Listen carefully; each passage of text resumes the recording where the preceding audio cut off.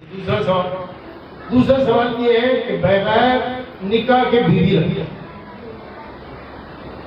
یہ بھی غلط ہے۔ تیسرا سوال یہ رحمت سے بھاگتا،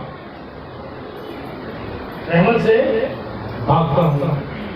پھر چوتھا سوال یہ ہے کہ فتنہ کو دوست رکھنا۔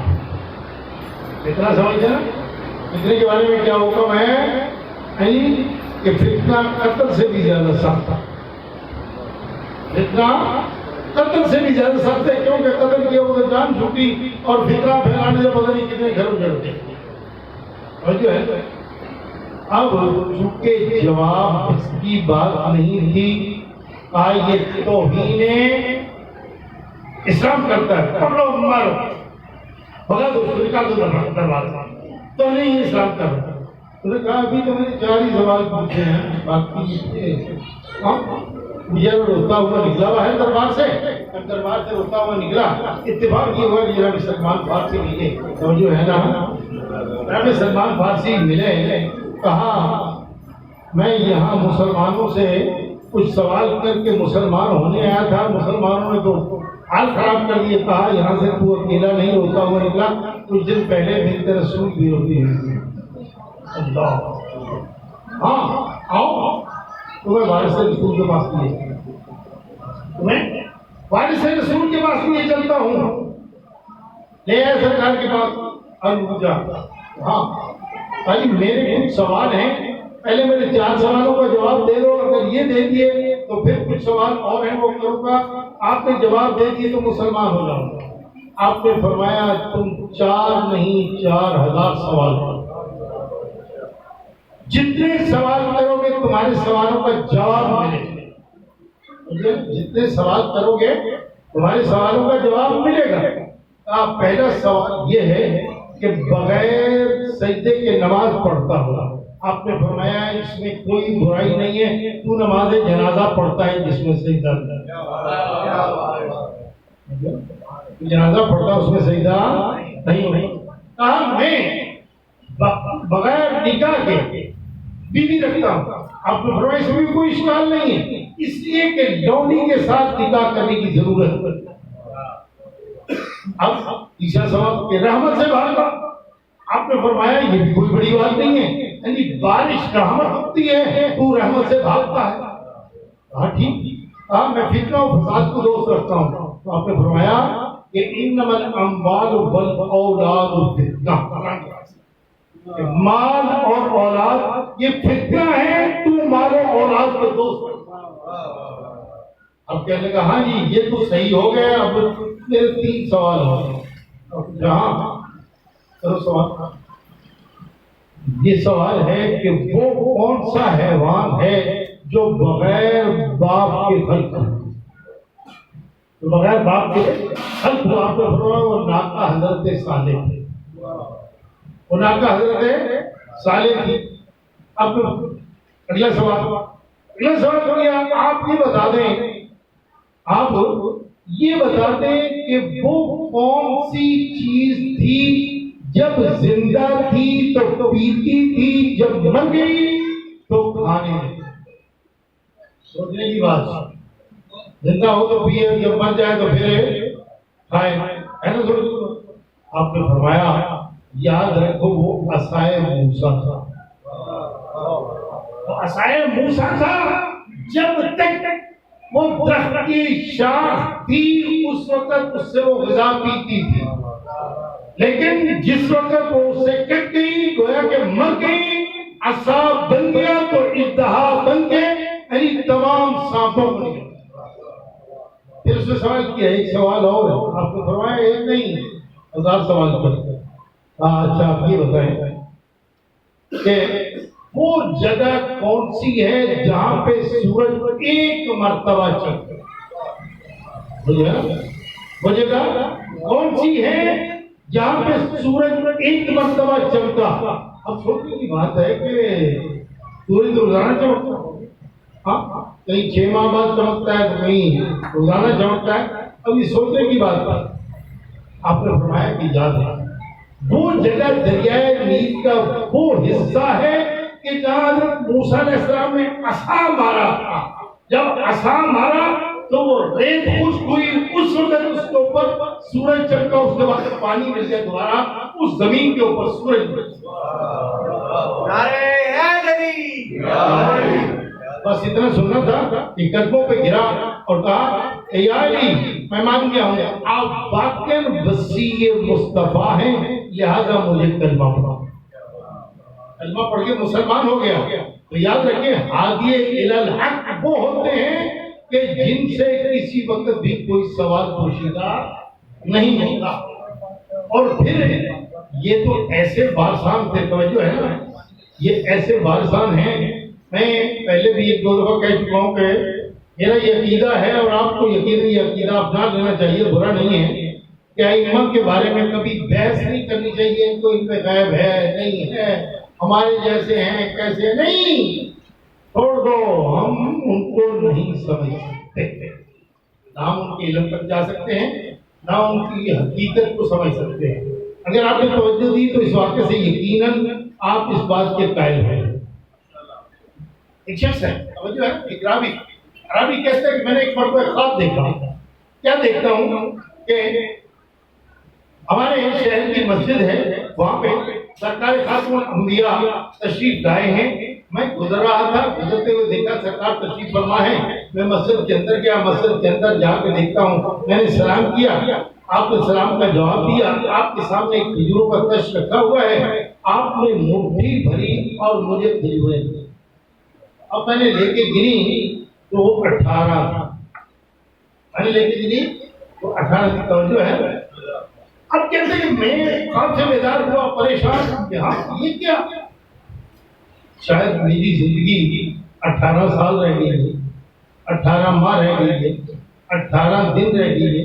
میں سوچو میں پریشان، اب اس کا کوئی حل نہیں ہے. کہتا اتفاق یہ ہوا، اور یہ واقعہ آپ کو معلوم ہے کہ خواب میں اس کے ساتھ پیش ہے. یہ واقعہ اس کے ساتھ خواب میں پیش آیا. کہتا ہے دوسرا دن چند دنوں کے بعد میں اسی مسجد کے سامنے سے گزر رہا تھا تو مجھے پتا چلا کہ امام رضا علیہ السلام وہاں. کہتا ہے میں مسجد میں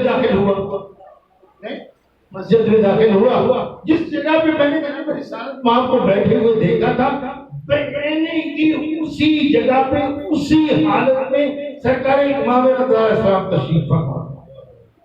میں یہ سلام کیا، سلام کا جواب دیا، دیکھا تو آپ کے سامنے وہی کھجوریں، اس کو سرکار نے خواب میں دی، انہی کھجوروں کا تشت پڑا ہوا ہے. سرکار نے ایک مٹھی بھری اور اٹھا کے مجھے دی. سرکار نے ایک مٹھی بھری اٹھا کے مجھے دی. کہتا جب میں نے گنی تو وہ 18 تھا. وہ جو ہے نا میں نے گنی تو وہ 18 تھی. میں نے سوال کیا،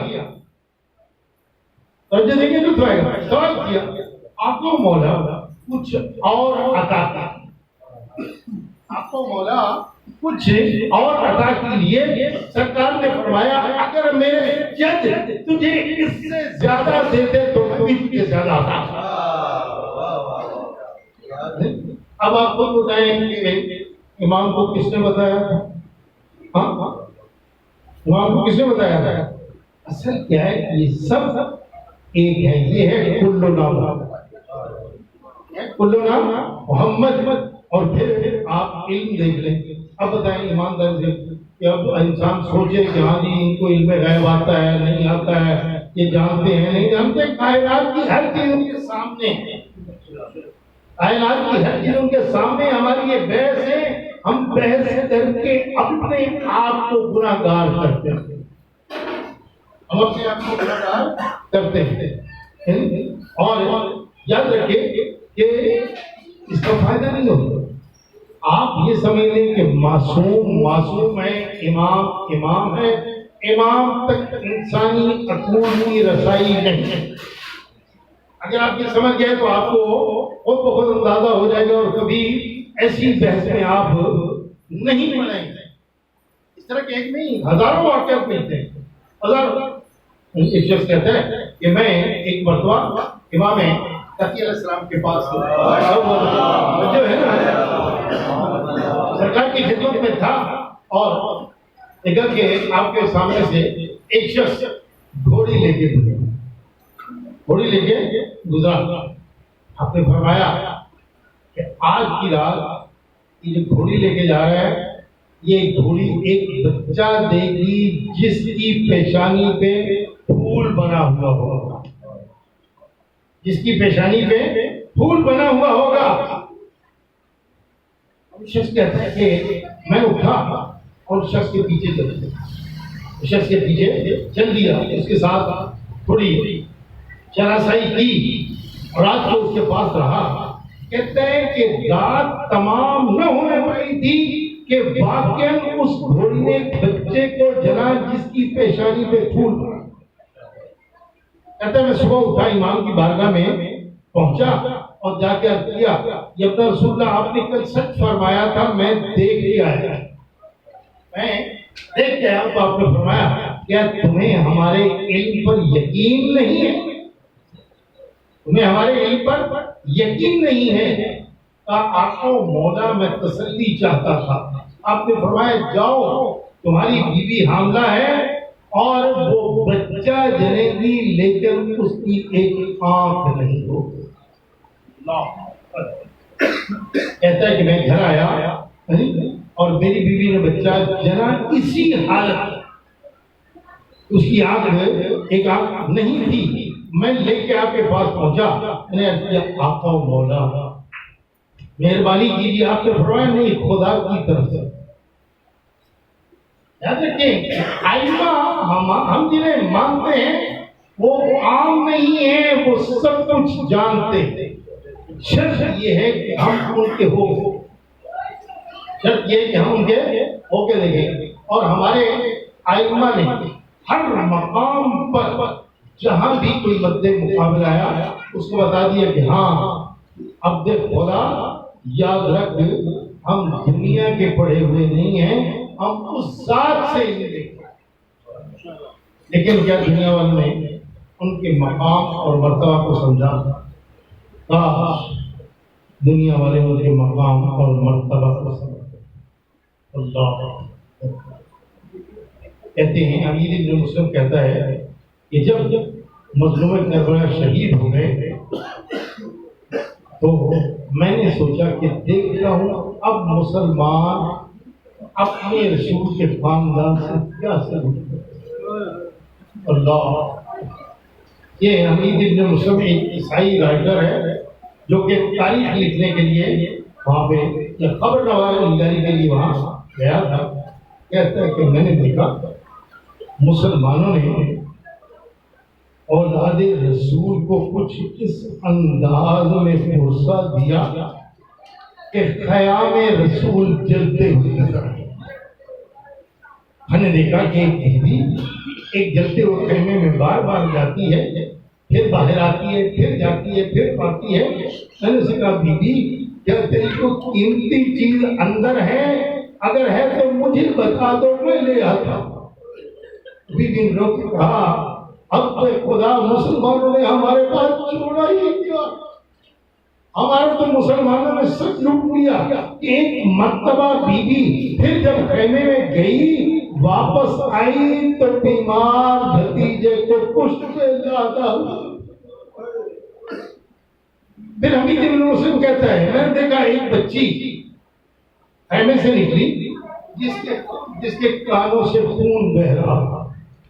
جس کے کانوں سے خون بہ رہا تھا اور اس کے دامن کو آگ لگی ہوئی تھی. میں آگے بڑھا کہ اس کے دامن سے آگ بجھاتا ہوں. بچی مسلمانوں سے کچھ اس طرح سے ڈری ہوئی تھی کہ جب مجھے اپنی طرف بڑھتے ہوئے دیکھا تو اس نے دوڑنا شروع کر دیا. تو میں اس کے پیچھے رہا کہ میں دامن سے آگ بجھاؤں. ایک مرتبہ بچی کا پاؤں الجھا اور بچی گری. جب میں قریب ہونے لگا تو کہا آپ سے خدا میرے نزدیک نہ آنا اولاد رسول ہوں سر پہ چادر نہیں ہے. سر پہ چادر نہیں ہے. امیر ابن مسلم کہتا ہے بچی یاد رکھ میں تجھے اذیت دینے کے لیے تیرے قریب نہیں آ رہا. میں صرف تیرے دامن سے آگ بجھانے کے لیے آ رہا ہوں۔ اب کہتا ہے کہ جب بچی نے دیکھا کہ یہ مجھے اذیت دینے کے لیے نہیں آ رہا تو اب بچی نے کہا اچھا عبد خدا اگر کوئی مجھ پہ احسان کرنا چاہتا ہے تو اتنا احسان کر دے مجھے بتا دے نجف کا راستہ کدھر ہے، نجف کا راستہ کدھر ہے۔ عزادارو یہ کہتا ہے بچی یہ بتا تو نجف جا کے کیا کرے گی؟ بچی نے رو کے کہا عبد خدا نجف جاؤں گی، دادا سے کہوں گی دادا تو نے نجف کو پسند کر لیا، میرا بابا 3 دن کا بھوکا پیاسا شہید کر دیا گیا، دادا تو نے نجف کو آباد کر لیا، میرا بھیا علی اصغر 3 دن کا پیاسا گلے سے شاخ تیر کا قربان ہو گیا، دادا تو آ کے نجف پہ آباد ہو گیا، میری بھبھیوں کے سر سے چادریں چھن گئی۔ عزادارو جب یہ قافلہ قید ہو کے چلا ہے تو یہ شمر منون سادات کو بہت پانی دیتا تھا، کہتے ہیں ایک جگہ پہ جب قافلہ رکا جب کلسٹر کو پانی دے رہا تھا جناب سکینہ بھوکی اماں سے کہتی بھوکی اماں میں مسلمانوں پہ حجت تمام کرنا چاہتی ہوں، کہا بیٹی یاد رکھو یہ شمر ہے تجھے پانی نہیں دے گا، کہا نہیں بھوکی اماں میں نے حجت تمام کر دی۔ بس عزادارو جس طرح یہ پانی تقسیم کرتا ہوا آ رہا تھا بی بی سامنے کھڑی ہو گئی اور کہا جام بڑھایا، لیکن یہ معلوم دوسری طرف رک کر کے دوسری طرف پانی دینے لگا، بی بی ایک طرف کھڑی ہو گئی کہ جب لشکر کو پانی دے گا تو شاید مجھے پانی، مگر عزادارو اس نے تمام لشکر کو پانی دیا، جو مشکیزے میں پانی بچا تھا وہ زمین پہ گرا دیا، لیکن سکینہ کو پانی نہیں دیا، سکینہ نے اپنے آپ کو گیلی جگہ پہ گرا کے کہا بابا یہ ملعون مجھے پانی نہیں دیتا۔ اللہ لعنت اللہ علی قوم الظالمین وسيعلم الذين يظلمون